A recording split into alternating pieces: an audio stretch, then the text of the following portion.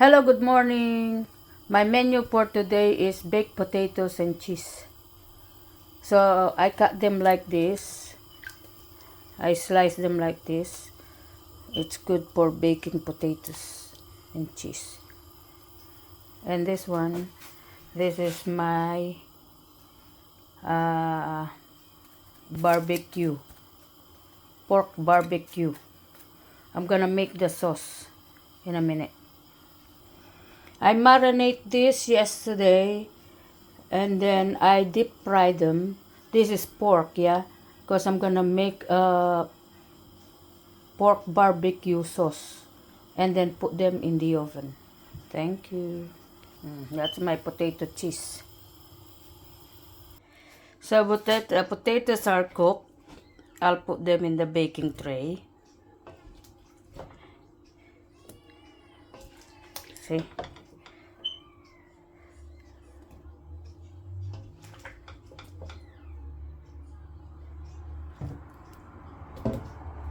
So here is the boiled potatoes. I'm gonna put the cheese and cream, either double cream. I'll mix it. Now I grated the cheese. I put it on top. And then now I'm gonna add the double cream. Now I'm gonna add the single cream.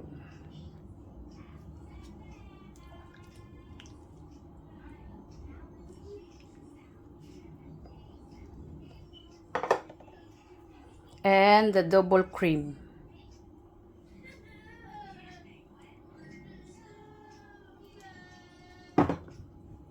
Ready for the oven. Gas mark number 6. Now it's in the oven. I'm gonna cook it for 30 to 45 minutes until golden brown on top the cheese. Thank you very much. I'll see you later. Now I'm gonna start sauteing.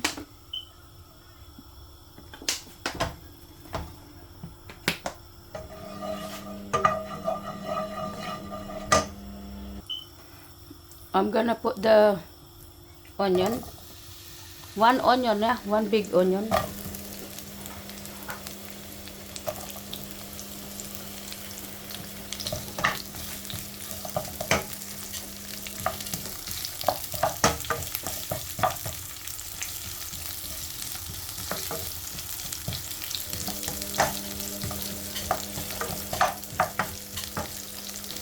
I'm gonna add the celery.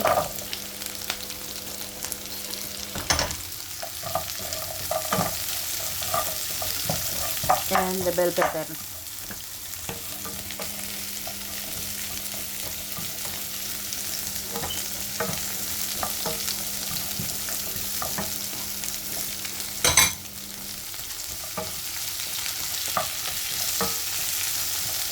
Saute for 3 minutes.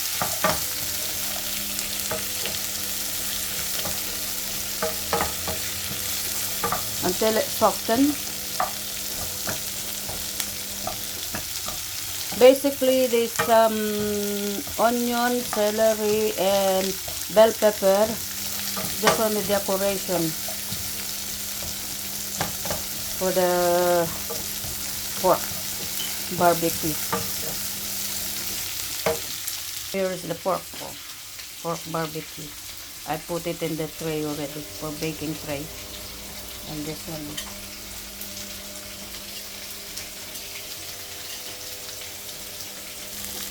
It's nearly done.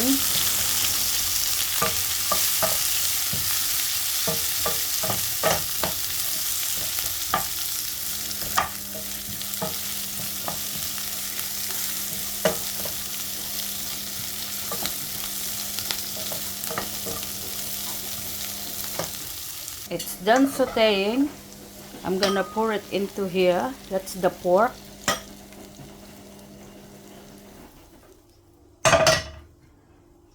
This is the pork.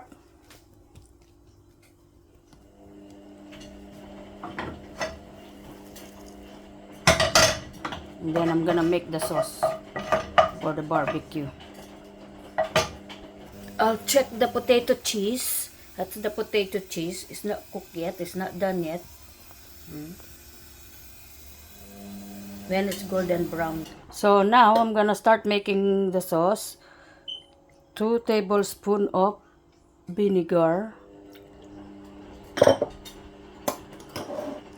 2 tablespoons of brown sauce.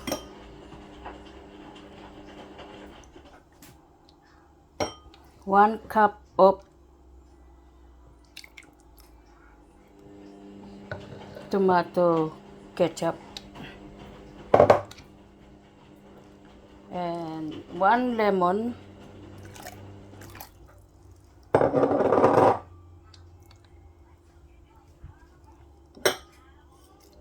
2 tablespoons of sugar.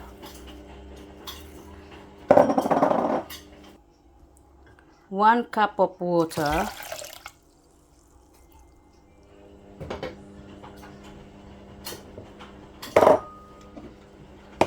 Pepper.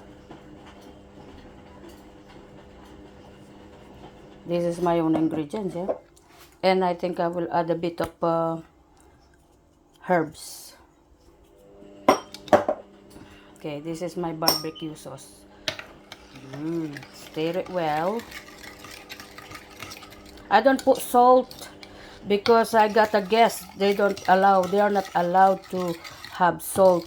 But I'm gonna use our own ingredients to make it tastier. I put 1 magic syrup. I will put 1 magic syrup. So I'm gonna put the magic syrup now. We call it magic syrup, basically our own seasoning. Yeah, it's a shame. Of course, being they're a good friend and relatives, have to have their wishes. Thank you very much. Okay, let me stir it well, yeah. So this is the outcome. Oh, this is the sauce. This is my sauce for barbecue sauce, homemade. I think I will put a little bit more pepper, black pepper, ground pepper. Thank you very much. So now it's done. The sauce is done. I'm gonna pour it into here to soak in. I have to put it all.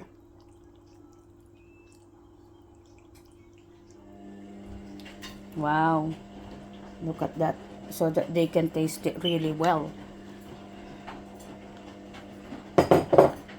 It's hard because I'm on my own. Now this is ready for the oven. I'm gonna make adjustment for my potato cheese. I put it on the bottom so that I can cook the pork. So that I can bake the pork in here on top. So now I put the pork barbecue sauce in here. It's cooking now. I'm gonna cook it for another 45 minutes. Thank you. Bye. Update. Look at that. Oh. Look at that. Oh, look at the 45 minutes. This is the potato cheese. It's cooked now. Ready to serve later at 1 o'clock. Thank you. Hello. So this is the finished product of my barbecue sauce pork. Look, barbecue sauce. This is really delicious. It's cooked now. Thank you very much. Bye.